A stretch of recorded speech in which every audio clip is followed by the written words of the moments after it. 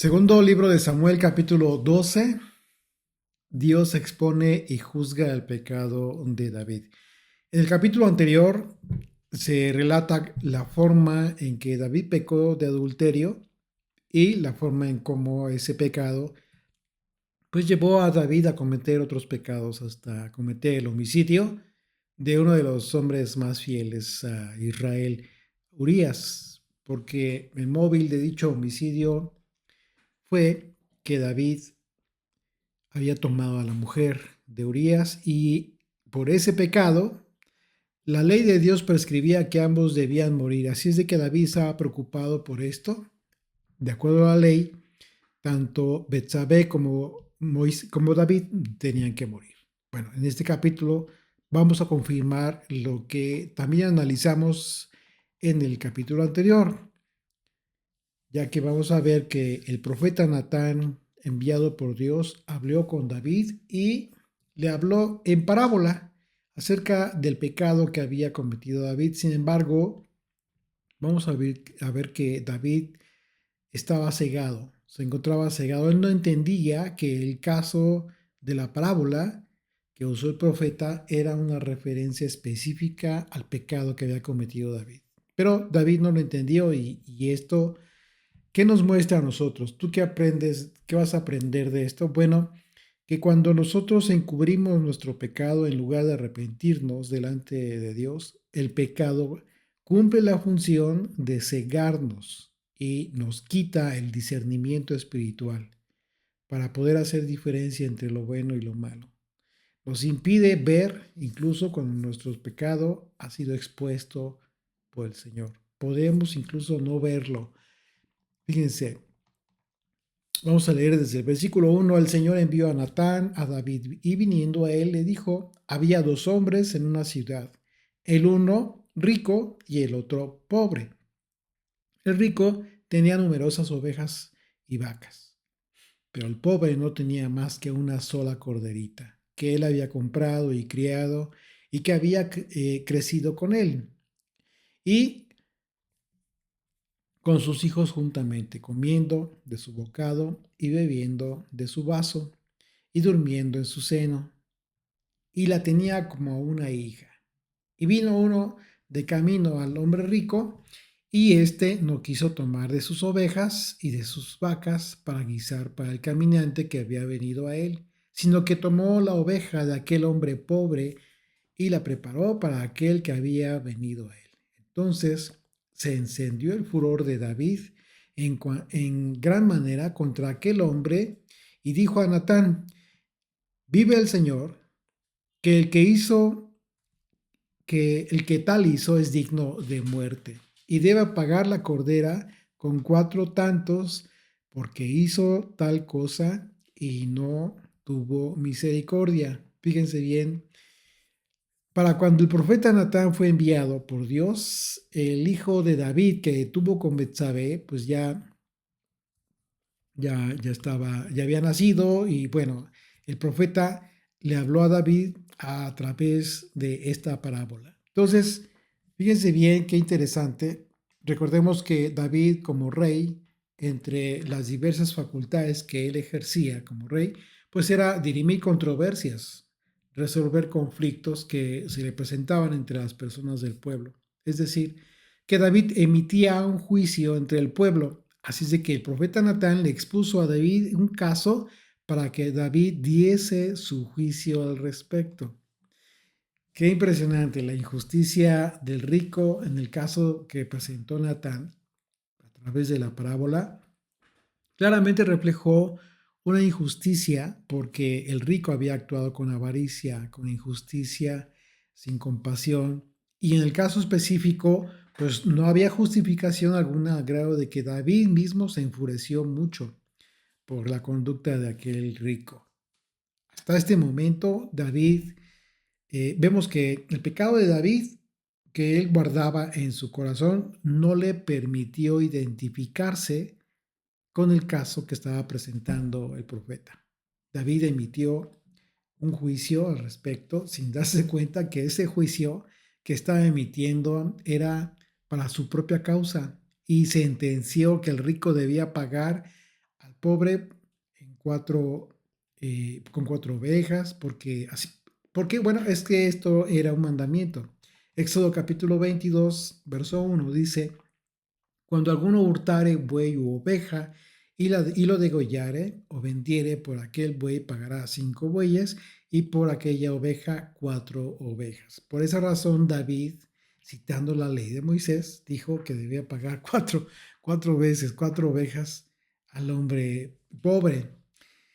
Incluso David consideró esta acción del hombre rico tan indignante que consideró que debía morir. Fue a ese grado llegó David. Y nosotros podremos pensar que es más fácil reconocer el pecado en otros que en uno mismo.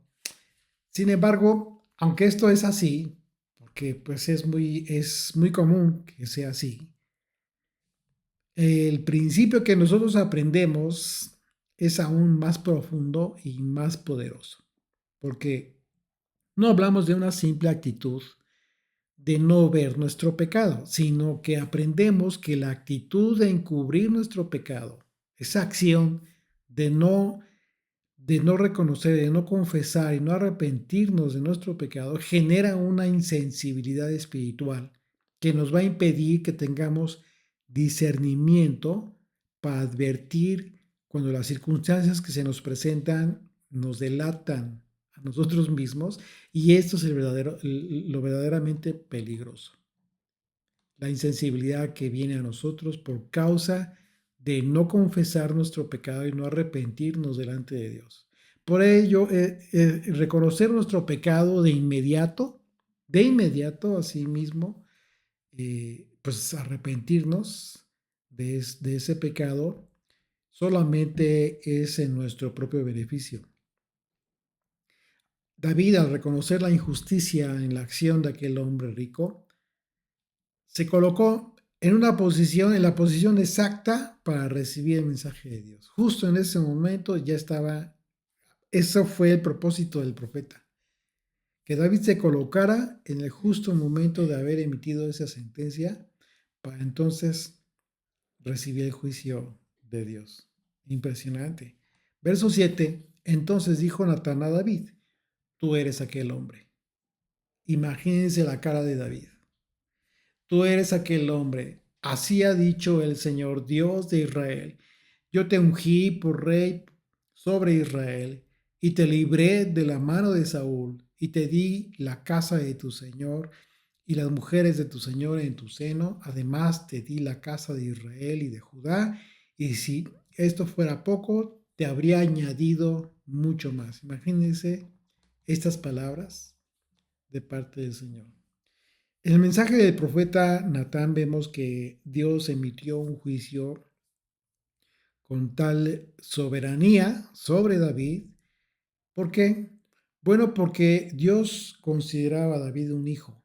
Y es la razón por la que Natán enumeró todas estas cosas que Dios ya había hecho por David.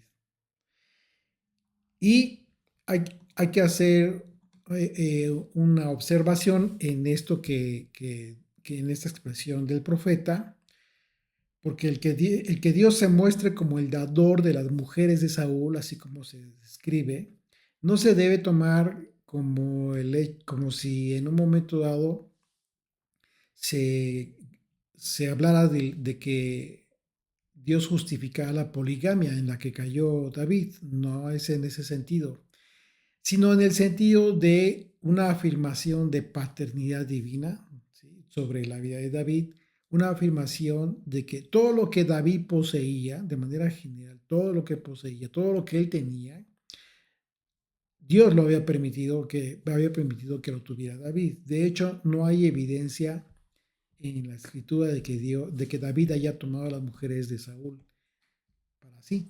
No hay evidencia de eso. Así es de que no es en ese sentido el mensaje del profeta Natán. Y por otro lado, la afirmación de que Dios había dado a David la casa de Israel y la casa de Judá, pues se refiere también a la riqueza que David poseía. Sin embargo, David, por su actitud, había despreciado toda esa riqueza del reino que Dios le había dado. por el solo hecho de tener a Betsabé. Por esto se añade que si su riqueza había sido poco para David, Dios le hubiera añadido más. Imagínate estas palabras del profeta. Sin embargo, más allá de todas estas riquezas que había recibido David, o que había podido recibir incluso más, David tenía la mayor riqueza de la que cualquiera a la que cualquiera pudiera aspirar, tú o yo. ¿Cuál? Bueno, David tenía la aprobación de Dios. ¿Qué más quieres? ¿Tú qué más podrías pedir si tienes la aprobación de Dios? Si la tienes confirmada a través de tantos hechos como lo tuvo David. Dice el verso 9, continuamos, dice, ¿por qué pues tuviste en poco la palabra del Señor haciendo lo malo delante de sus ojos? Tuvo en poco, dice, ¿por qué tuviste en poco la palabra del Señor? Dice, a Urías, Eteo, heriste a espada y tomaste por mujer a su mujer. Y a él lo mataste con la espada de los hijos de Amón. Por lo cual, ahora no se apartará jamás de tu casa la espada, por cuanto menospreciaste y tomaste la mujer de Urías Eteo para que fuese tu mujer. Así ha dicho el Señor, he aquí, yo haré levantar el mal sobre ti de tu misma casa, y tomaré tus mujeres delante de tus ojos, y las daré a tu prójimo, el cual yacerá con tus mujeres a la vista del sol. Es decir, esto iba a ser público, porque tú lo hiciste en secreto, mas yo haré esto delante de todo Israel a pleno sol. Qué terrible, terrible. ¿Por qué? Porque la vergüenza y la exposición del pecado de David iba a ser pública. Dios lo iba a avergonzar. Dios acusó a David de tener en poco su palabra, esto es muy importante, y afirmó que la razón fue porque hizo lo malo delante de sus ojos. Esto es impresionante porque lo que vemos es que para Dios todo lo que hace cualquier creyente y que va en contra de la palabra de Dios, lo hace en realidad en, como un menosprecio a su palabra, a su voluntad. Cada vez que tú haces algo en contra de la voluntad de Dios, a pesar de que conoces su palabra, le estás menospreciando al Señor. Entonces Dios acusó a David de tres pecados en específico: de haber matado a Urías, por haber tomado la esposa de Urías y haber usado a los amonitas para que mataran a Urías. Así es de que David había sido el principal autor de la muerte de Urías. Él planeó y mandó a ejecutar estos planes que llevarían a Urías a la muerte. Toda la responsabilidad de la muerte de Urías caía sobre David. Específicamente, él fue el creador de todo este plan.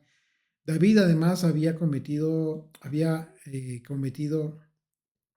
traición. En un momento dado se podría considerar traición porque usó al enemigo para matar a uno de sus soldados. David también era el responsable principal del adulterio. ¿Por qué? Porque lo inició y lo hizo utilizando su posición de poder, porque era el rey.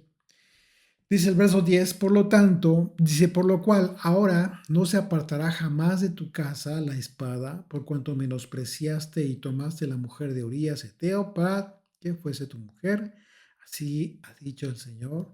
He aquí yo haré levantar el mal sobre ti, sobre tu misma casa, y tomaré tus mujeres delante de tus ojos, y las daré a tu prójimo, el cual yacerá con tus mujeres a la vista del sol, porque tú lo hiciste en secreto, mas yo haré esto delante de todo Israel y en pleno sol. Esta sentencia de Dios fue el resultado del pecado de David y efectivamente David perdió la paz propia, la paz en su familia y la paz en su nación. Los hijos de David llegaron a practicar la violencia a tal grado de la traición unos contra otros. Absalón se rebeló en contra de su propio padre. Amón fue muerto por los siervos de Absalón. Absalón fue muerto por Joab y Adonías fue muerto por la orden de Salomón. Imagínense, qué terrible. Las mujeres de la casa de David llegaron a sufrir violaciones y ser víctimas de traiciones. Tamar fue violada por Amón, imagínense. Y las concubinas de David fueron violadas por Absalón. Y esto a la vista de todo Israel, cuando dice la escritura a la vista del sol públicamente. Imagínense, todo Israel supo de esto. Y aunque fueron sus hijos los que sufrieron directamente las consecuencias del pecado de David, él siempre supo que era la mano de Dios, cumpliendo esta sentencia de su propio juicio. Y con esa convicción no tuvo más que recibir el castigo en humillación pública. David lo entendió así, pero porque el profeta se lo advirtió, él sabía perfectamente que todo esto era por la mano de Dios. Dice el verso 13, entonces dijo David a Natán, pequé contra el Señor. Y Natán dijo a David, también el Señor ha remitido tu pecado y no morirás. Fíjate qué importante. Esto es muy importante porque recordemos que el Señor ya había hecho un pacto con relación a una dinastía eterna. Entonces, por esa razón, dijo, no morirás. Verso 14, mas por cuanto con este asunto hiciste blasfemar a los enemigos del Señor, el hijo que te ha nacido ciertamente morirá. Y esto fue terrible. Imagínate que por tu pecado te adviertan que tu hijo va a morir. Esta noticia que recibió David fue tremenda. ¿Sí? Y dice el verso 15, y Natán se volvió a su casa y el Señor hirió al niño que la mujer de Urías había dado a David y enfermó gravemente. Bueno, el niño enfermó gravemente, pero esta es una de las causas que no es general y que hemos hablado en otros asuntos, en otros estudios, porque muchas veces se da por hecho que toda enfermedad tiene que ver con el pecado. Y no es así, no es así. Esos son casos muy específicos, en que sí, por supuesto, determinadas enfermedades pueden ser causa de pecado, pero no es una regla. Hay que tener mucho cuidado con esto. David en este caso simplemente no se justificó, sino que por respeto a Dios, simplemente reconoció que había pecado contra Dios y en esa confesión David manifestó un sincero arrepentimiento. Y esa fue la razón por la que Dios manifestó misericordia para con David, porque Natán, el profeta, le aseguró a David que el Señor había remitido su pecado, que no moriría. Por eso, porque ese es el efecto de la remisión de pecados, no morir. Sin embargo, a pesar de que Dios perdonó a David, pues las consecuencias de su pecado alcanzarían al niño que había nacido como fruto del adulterio con Betsabé. ¿Ustedes recuerdan que hemos hablado de este tema? Las consecuencias del pecado no necesariamente, aunque seamos perdonados, no necesariamente van a desaparecer las consecuencias.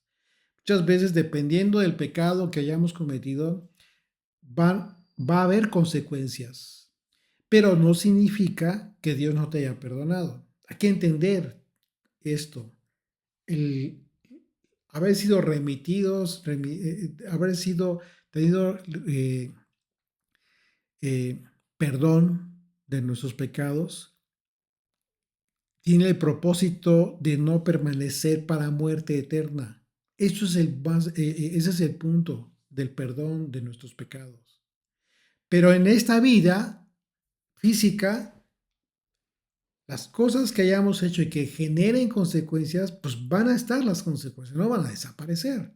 Y en este caso, pues bueno, el niño que nació de este adulterio tenía que morir. La razón de esto tiene todo el sentido, de acuerdo a las palabras del profeta Natán. ¿Por qué un niño tenía que morir? Que podrías tú decir es inocente. Pues sí, pero ¿por qué tuvo que morir? Porque el adulterio de David había hecho blasfemar a los enemigos de Dios, como lo mencionó el profeta. Porque la vida de este niño iba a continuar siendo causa de blasfemia de parte de los enemigos del Señor. Y por esa razón, Dios no permitiría que el hijo de David viviera. Esa sentencia de Dios fue irremisible. Así es de que, en ese sentido, Dios tuvo que generar una consecuencia por causa de la blasfemia que estaba siendo generada por parte de los enemigos del Señor. Cuando habla de los enemigos del Señor, habla de todos aquellos que estaban en contra de la voluntad de Dios, incluso en contra de que David fuera rey. Dice el verso 16, entonces David rogó a Dios por el niño. Fíjate, aún así, con todo, rogó David a Dios por el niño. ¿Qué nos dice esto? Bueno, no estamos impedidos para pedirle a Dios por lo que nosotros en un momento dado queramos evitar en dolor. Dice, y ayunó David, y entró y pasó la noche acostado en tierra, y se levantaron los ancianos de su casa, y fueron a él para hacerlo levantar de la tierra, mas él no quiso, ni comió con ellos pan. Al séptimo día murió el niño. Y temían los ancianos, los siervos de David, hacerle saber que el niño había muerto, diciendo entre sí, cuando el niño vivía, le hablábamos y no quería oír nuestra voz.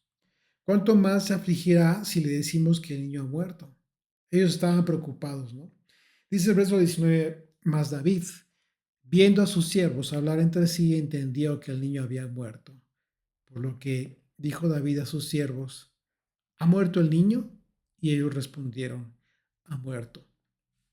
Entonces David se levantó de la tierra y se lavó y se ungió y cambió sus ropas y entró a la casa del Señor y adoró. Fíjate bien en esto, ¿eh? Esto es importantísimo como una enseñanza para todos nosotros. Después de haber recibido la noticia de que sus oraciones no lograron el propósito que él tenía, de que el niño se salvara, ¿qué fue lo que hizo David? Se levantó, se ungió y entró en la casa del Señor y adoró. Adoró a Dios. Después vino a su casa y pidió y le pusieron pan y comió. Y le dijeron sus siervos, ¿qué es esto que has hecho? Pues el niño viviendo aún, ayunabas y llorabas, y muerto él, te levantaste y comiste pan. Cuando no, las personas no entienden la soberanía de Dios sobre nuestras vidas, difícilmente van a poder entender que tú le adores. Cuando en términos generales cualquier persona estaría peor aún, queriéndose morir incluso. Un caso muy específico es cuando perdemos a un ser amado. Cuando la persona llega a perder a un ser amado, cuando hay una gran diferencia entre aquellos que no conocen a Dios, cuando no conocen su voluntad, su soberanía sobre la vida de todo ser viviente. Y en aquellos que sí conocen la voluntad de Dios y que saben que todos tenemos un tiempo de testimonio en esta vida. Y que cuando ese testimonio llega a sus fines por voluntad de Dios, entonces adoramos y damos gracias al Señor. Y sí, por supuesto, la tristeza es normal. ¿Por qué? Porque se extrañará a la persona que ya no vamos a ver. Eso es lógico, pero no es un dolor por la muerte, por la voluntad de Dios. Entonces hay que entender esto. Dice el verso 20, entonces David se levantó de la tierra y se lavó y se ungió y cambió sus ropas y entró a la casa del Señor y adoró. Después vino a su casa y pidió y le pusieron pan. Y sus siervos le dijeron, ¿qué es esto que has hecho? Pues el niño aún viviendo, aún llorabas, ayunabas, y muerto él, te levantaste y comiste pan. ¿Qué? Y él respondió, viviendo aún el niño, yo ayunaba y lloraba diciendo, ¿quién sabe si Dios tendrá compasión de mí y vivirá el niño? Fíjate bien, entonces no está mal tener esa esperanza hasta el final. Dice el verso 23, mas ahora que ha muerto, ¿para qué he de ayunar? ¿Podré yo de hacerle volver? Yo voy a él. Fíjate bien, dice, yo voy a él, mas él no volverá a mí. Este pasaje es una enseñanza importantísima para todos nosotros. ¿Por qué? Porque expone la forma en que podemos orar y clamar a Dios para que en su misericordia nos evite pérdidas, sufrimientos, que nos evite dolor. Sin embargo, aunque podemos orar, ayunar y clamar a Dios para suplicarle que nos escuche y evite que sucedan cosas que van a ser dolorosas para nuestra vida, en realidad debemos ser conscientes de que Él tomará su decisión final y de que nosotros debemos aceptarla cualquiera que sea el resultado. Esa es la gran diferencia entre los que adoramos a un solo y único Dios, verdadero, al Dios de Abraham, de Isaac y de Jacob. Los que adoran a dioses falsos, aquellos que se encuentran sumidos en la idolatría, pues la expectativa de los idólatras, ¿cuál es? Es que sus dioses les cumplan sus deseos. Pero nosotros debemos ser como fue David, aceptar la voluntad de Dios sin importar cuál sea el resultado, y la manifestación más clara de ello es cuando adoramos a Dios, cuando incluso no recibimos lo que nosotros anhelamos. ¿Por qué? Porque entendemos que es Dios quien sabe lo que es mejor para nosotros. Él sabe mejor que nosotros mismos lo que es mejor para nosotros. Por eso siempre debemos dar gracias a Dios por todo lo que nos da, y debemos dar gracias a Dios por lo que no nos da. La respuesta de David a los siervos que no entendieron su reacción cuando, después de saber que el niño había muerto, se levantó, se ungió y comió, pues es la muestra más clara de que cuando hemos sido redimidos de nuestro pecado, después de haberlo confesado delante de Dios, entonces el discernimiento en nuestra mente, fíjate bien lo que te estoy diciendo, el discernimiento, después de haber confesado a Dios nuestro pecado, de habernos arrepentido, el discernimiento en nuestra mente regresa, en nuestro corazón y en nuestro espíritu. Regresa nuestro discernimiento para tener una perspectiva de reino. Y esa perspectiva de reino eterno regresó a David al responder, mas ahora que ha muerto, ¿para qué he de ayunar? ¿Podré yo de hacerle volver? Yo voy a él, mas él no volverá a mí. Lo que está diciendo, yo voy a él, le cambió la perspectiva y el discernimiento espiritual volvió a David, porque en ese momento está diciendo con sus propias palabras que él tiene una perspectiva de reino. Dice el verso 24, y consoló David a Betsabé, su mujer, llegándose a ella, durmió con ella, y ella le dio a luz un hijo, y llamó su nombre Salomón, al cual amó el Señor. Fíjate bien, qué importante, al cual amó el Señor. Y envió un mensaje por medio de Natán, profeta, así llamó su nombre Jedidías, a causa del Señor.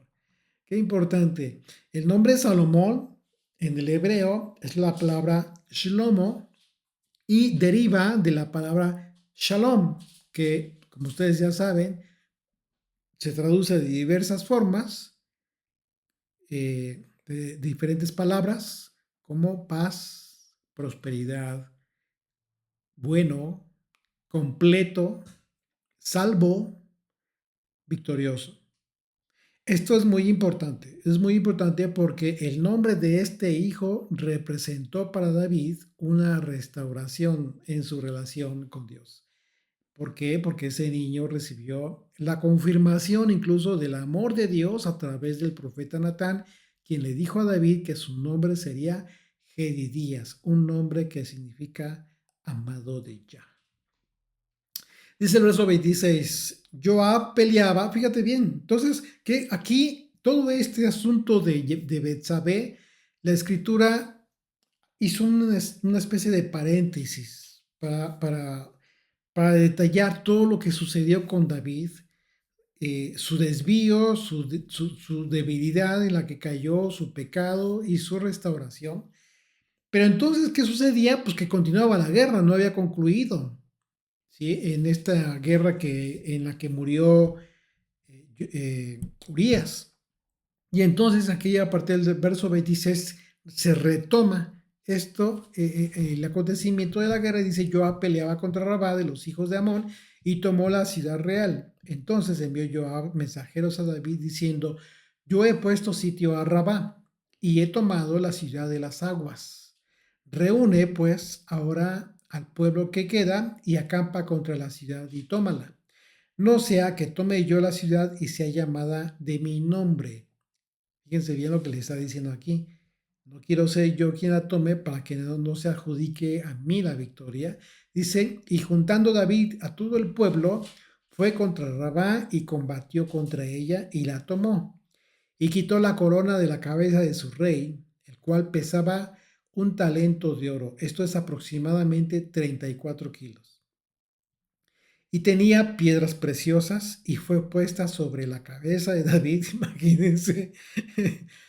Y sacó muy grande botín de la ciudad y sacó además a la gente que estaba en ella y los puso a trabajar con sierras, con trillos, con hierros, hachas de hierro y además los hizo trabajar en los hornos de ladrillo y lo mismo hizo a todas las ciudades de los hijos de Amón y volvió David con todo el pueblo a Jerusalén. Recordemos que la narración de la conquista de los amonitas fue interrumpida en el episodio del adulterio de David. Sin embargo, en este capítulo, a consecuencia del perdón del pecado de David, el capítulo concluye con la descripción de la continuación de esta guerra contra los amonitas, en donde Joab se encontraba combatiendo. Solo que ahora David sí tomó su lugar. Ahora sí, David tomó su lugar, ya restaurado, ya habiendo entendido que hizo mal en no haber estado en la guerra, tomó su lugar y Joab, en una muestra de lealtad, le pidió a David que tomara la ciudad de Rabá, a fin de que no fuera llamada en su nombre, en el nombre de Joab, sino en el nombre de David. La ciudad real, cuyo nombre era Rabá, que también era llamada la ciudad de las aguas. Finalmente, David castigó a los amonitas con trabajos pesados al servicio de Israel. En el Salmo 38, David escribió acerca del pecado como una carga pesada que le agobia, una herida que le supura. David describe su condición como una enfermedad que quita la paz de sus huesos, que lo tiene encorvado, abatido en gran manera, con sus espaldas inflamadas, sin tener sana ninguna parte de su cuerpo. Imagínate la descripción del pecado. El pecado no es una ocasión de gozo para los hijos de Dios, al contrario, el pecado es una ocasión de sufrimiento en todo tiempo. El pecado también es causa de vergüenza para los hijos de Dios, porque no se gozan en el pecado, sino que se sienten sucios por el pecado. Dice el